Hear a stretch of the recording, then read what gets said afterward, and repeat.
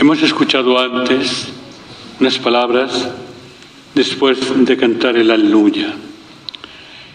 Brilláis como lumbreras del mundo, manteniendo firme la palabra de la vida. En la medida que un creyente mantiene firme la palabra de Dios, es una luz en medio de la oscuridad de un mundo que rápidamente está dando la espalda a Dios. Y esta palabra de Dios que proclamamos todos los domingos y siempre que nos reunimos en torno a este altar, proclamamos la palabra de Dios. Y tiene esta finalidad la palabra de Dios, de iluminar nuestro corazón, disipar dudas, darnos valor para caminar y para ser lumbreras en medio del mundo. Solamente desde la capacidad de la fuerza de la palabra de Dios, vivida y sentida con profundidad, seremos testigos recios y serios del gran mensaje de amor de Dios al mundo de hoy. Seguimos con las lecturas que hemos proclamado para centrarnos en una reflexión lo que mejor podamos. En primer lugar, hemos proclamado la lectura del libro de Isaías, donde Isaías dice el Señor a través de a su ungido Ciro: yo lo he tomado de la mano para doblegar ante las naciones. Yo soy el Señor y no hay otro fuera de mí. No hay Dios. Estas lecturas de hoy, todas ellas, tienen la finalidad de decirnos que Dios está por encima de todo, que Dios es el Señor del hombre y de la historia, y que Dios se vale de infinidad de momentos para expresar su poder y su amor al mundo. Hoy el libro de Isaías nos presenta esta realidad de Ciro. Ciro es un rey que ha vencido a los caldeos en la región de Babilonia, que es la capital de esta realidad, y él quiere imponer el imperio persa, le impone y coge a los judíos y les reporta de nuevo a su tierra, porque estaban desterrados. Como Dios se vale de un rey pagano para dar la libertad a su pueblo escogido y volverlos a ese lugar, el lugar de donde salieron. Y creo que esta es la lección que hoy nos da este texto del libro de Isaías. Dios es el Dios del mundo. Dios dirá a Ciro: yo te he puesto un cinturón, yo te he hecho esto, pero no olvides, yo soy el Señor. Dice al final que es maravilloso y no hay otro. Por eso no se puede inventar a un Dios así a la primera. Esta lectura del libro de Isaías es todo un canto a la grandeza de Dios que invade la humanidad. Un Dios creador, un Dios Padre, un Dios que nos ha amado de tal forma que nos regaló a su Hijo, muerto en la cruz, del costado salió agua para purificarnos de nuestros pecados y salió sangre para redimirnos y llevarnos a la vida eterna. El salmo responsorial que hemos proclamado es la misma realidad. Aclamad la gloria y el poder del Señor. La gloria de Dios, el poder de Dios. Y va haciendo el salmo una enumeración, que es el Salmo 95, mezclado con otras realidades. Familias de los pueblos, aclamad al Señor. Creo que esto es muy importante, que no podemos perder de vista. Ver la grandeza de Dios. Y que Dios está por encima de cualquier invento del hombre. Dios es Dios.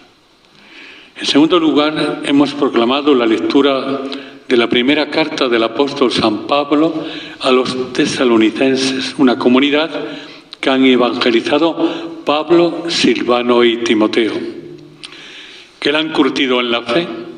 Es más, que después se reúnen ellos para mandarles una carta en esta carta y decirles que se sienten muy a gusto, muy contentos, y les dicen por qué. La actividad de vuestra fe, el esfuerzo de vuestro amor y la firmeza de vuestra esperanza. Los 3 motivos para un creyente. La actividad de la fe. La fe, queridos fieles, os lo he dicho más de una vez, no es un carné de bautizados. La fe no es un carné de bautizados que metemos en la mesita de noche. La fe es un estilo de vida. La fe tiene que crecer, actividad de la fe, vivirse, sentirse día a día más creyente y mejor creyente. Y esto es lo que dice Pablo, Silvano y Timoteo, que damos gracias a Dios por la actividad de vuestra fe. Plantearnos seriamente cuál es nuestra fe. ¿Es una calcamonía? ¿Es algo que está de moda o no está de moda? ¿Es una fe que manejamos como nos da la gana? ¿O es una fe que bloquea toda nuestra vida, todo nuestro corazón? Esto es serio, señores. Es la fe que está en movimiento de amor para crecer. Fijaros bien lo que va a decir después. La actividad de vuestra fe. Y dice, el esfuerzo de vuestro amor. Hay que luchar para amarnos, para cumplir los mandamientos de la ley de Dios, para saber que amar a Dios es amar al prójimo. Y saber que en este momento que vivimos, donde vemos que Caín impera sobre Abel, las guerras, este momento político, este momento actual, y en nuestras convivencias, en nuestra comunidad misma, no digo por la comunidad, digo por el ambiente de Garavantán. ¿Cómo vivimos el amor? ¿Le vivimos en profundidad? ¿Nos respetamos? ¿O estamos todo el día con el cañón preparado? Y esto es lo maravilloso de un creyente. Saber amar, saber respetar al otro, preocuparse no del otro, sino de su vida misma. Y por último dice, la firmeza de vuestra esperanza. Creo que esta es la realidad. Caminamos en esperanza, ser firmes en la esperanza porque sabemos que este mundo se termina, que vamos caminantes, estamos de paso en este mundo, nada es nuestro. Nacimos desnudos y volveremos desnudos a Dios. Y dejaremos el carro, la buena casa, el casoplón que tenemos, la cartilla del banco, lo dejaremos todo. Y las joyas. Y el INRI será que las joyas las va a disfrutar la nuera que nunca te quiso. Esta es la realidad. Por eso no podemos enamorarnos de las cosas. Tenemos que vivir con esperanza, una esperanza firme, porque sabemos que anhelamos un cielo nuevo y una tierra nueva, donde celebraremos el gran festín, el gran banquete con Cristo, el Cordero inmolado, cuyo banquete celebramos todos los domingos. Y dice al final Pablo y los demás que no os evangelizamos solo con palabras, hablándoos de Jesús, que fue la acción del Espíritu Santo la que caldeó vuestros corazones y os puso en marcha en la vida, que es la acción del Espíritu Santo la que pone en movimiento tu fe, tu amor al prójimo y tu esperanza para saber que anhelamos un cielo nuevo, que no estamos aquí para siempre y que no podemos enamorarnos de este mundo y de estas cosas. Todo es prestado. Hasta el amor, hasta el esposo, la esposa, los hijos, todo es prestado, porque la muerte es la gran verdad del hombre, que le enfrenta a lo que es nada y a lo que puede ser todo si consigue la salvación. Y por último el Evangelio, que es muy serio, que nos habla de que, fijaros bien, los fariseos, siempre los mismos, siempre hay fariseos en las comunidades. Y en el tiempo de Jesús había fariseos que le quieren tentar a Jesús y no van ellos de cara, mandan a otros junto a los herodianos que estaban en contra del Imperio Romano. Y le pregunta, ¿es lícito pagar al César, al emperador, aquella moneda, venía el dracma, los impuestos? Si Jesús dice que no es lícito, le llaman un revolucionario que está contra el Imperio Romano. Si dice que sí, es que está a favor del Imperio Romano y de la esclavitud. Y entonces Jesús dice la pregunta tan bella que hemos dicho tantas veces: dad al César lo que es del César y a Dios lo que es de Dios. Pero esta expresión la podemos equivocar, porque por encima del emperador, del César, está Dios, y a Dios tenemos que darle todo. Y entonces, en esta realidad que vivimos, los cristianos no podemos ser los acomplejados que cumplamos esta máxima: esto para ti y esto para el otro. No, todo para Dios. No podemos ser, los acomplejados que nos metamos en las sacristías ante estructuras políticas y sociales, ante el comunismo que invade hoy el mundo y España. No podemos. No podemos quedarnos con brazos cruzados ante una política, una estructura social que por la puerta detrás nos están quitando a la familia, que es patrimonio de los padres. No podemos quedarnos de brazos ante una sociedad política que atenta contra el derecho a nacer, el aborto. Una sociedad que atenta contra la dignidad de las palabras del libro del Génesis: Dios los creó hombre y mujer, con la ley de género. No podemos.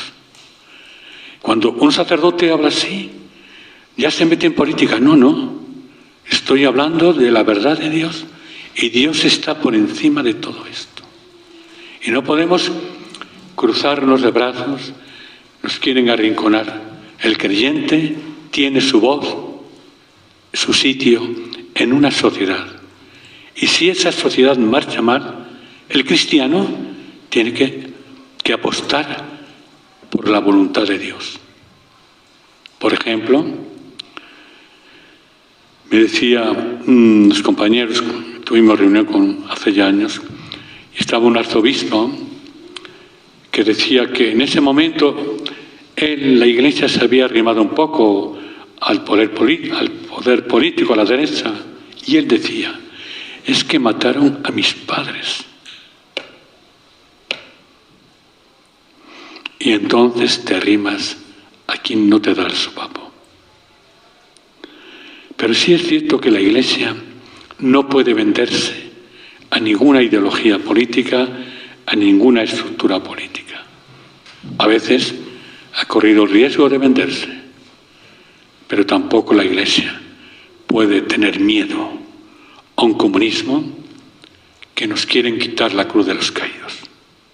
No, porque es una señal de paz y de unidad. Es un emblema de una España y de una estructura.